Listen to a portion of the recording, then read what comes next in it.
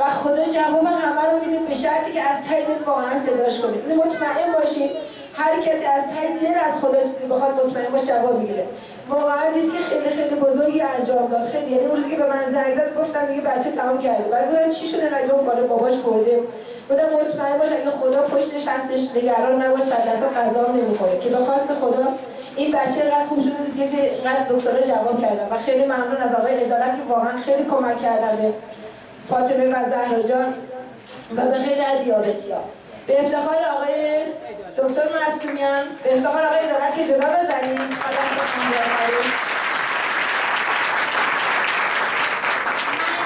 تشکرم از آقای عدالت خانم حسینی میکنم چون من آقای عدالت صبح من از خواب بیدار میکنم بره سر کار. خانم حسینی رو من نصف شب میگم به خواب 2 شب 5 صبح همینطور من زنگ زدم به ساعت نگاه نکردم و اگر نبودن نمیشد چون خیلی گفتن نکن و فقط این 2 نفر پشتم وایستادم و من الان فاطمه رو پیش خودم نگه داشتم. ممنونم از هر دوتاتون.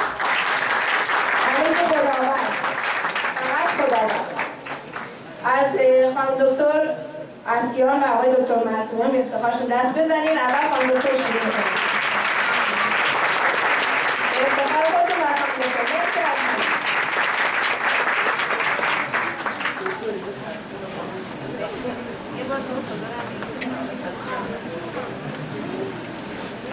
سلام دوستان. سلام. پرستو هستم. خانم گیاهخوار.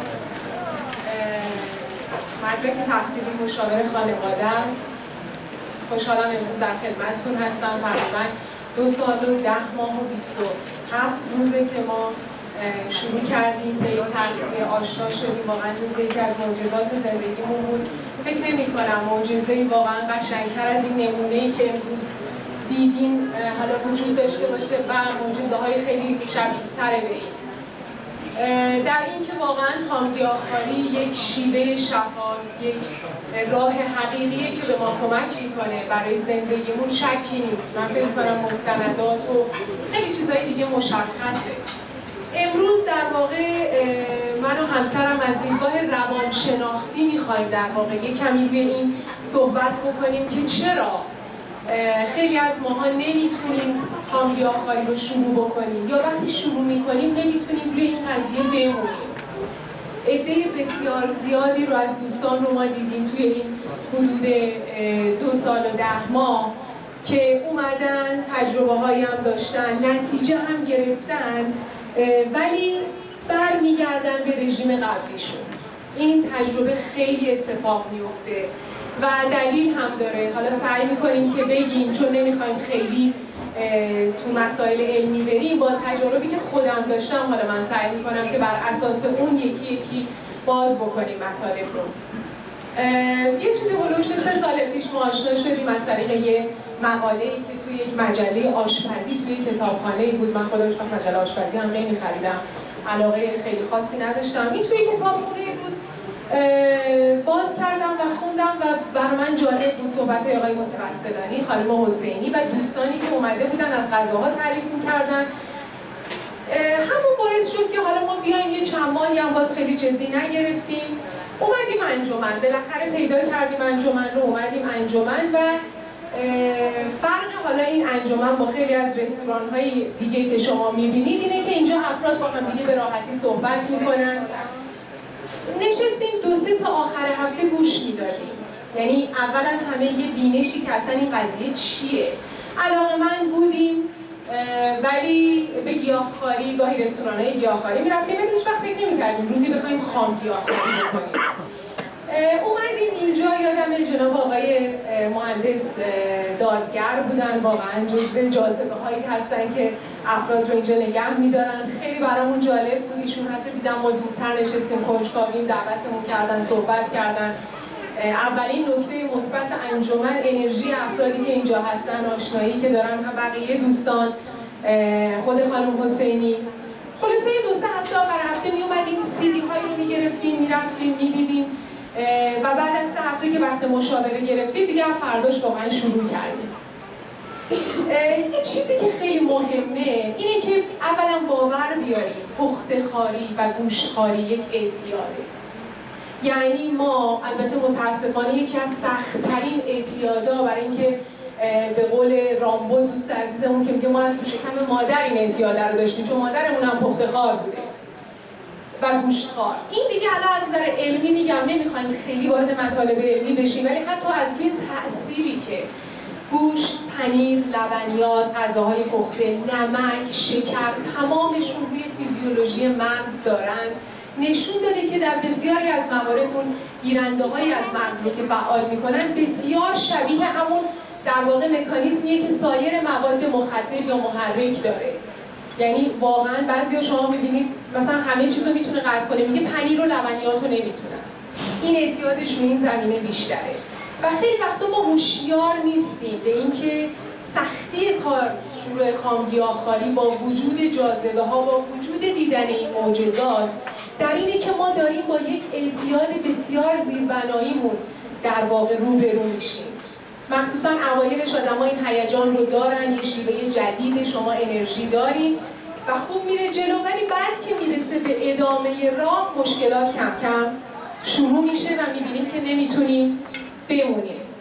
ما شروع کردیم و اولین چیزی که من فکر میکنم وقتی یه کسی شروع میکنه به خامگیاه‌خواری اینه که بینشش رو توی این زمینه تقویت کنه.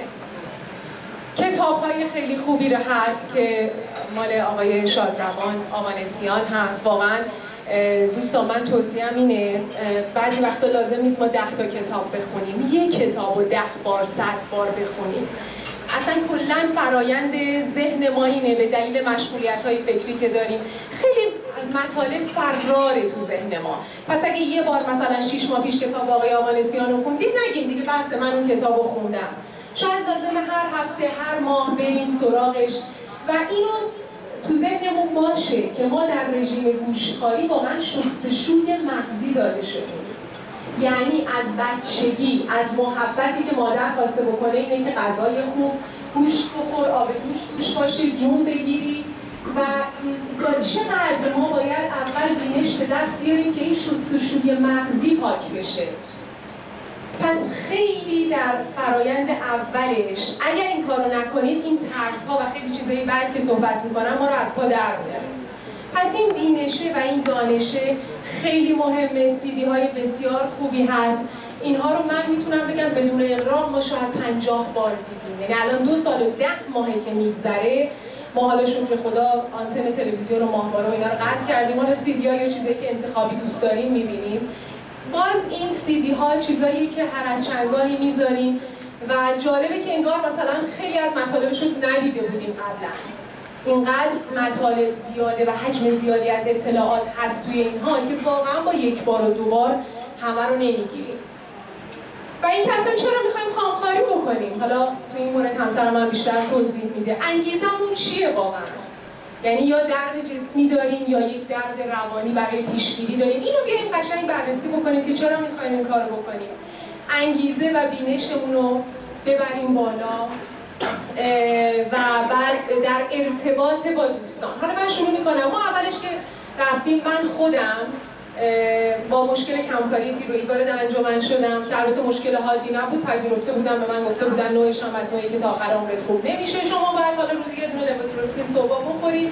عوارضی هم در دراز مدت داره، پوکی استخوان میاره، کمخونی میاره که مکمل هم به من میدادن و واقعا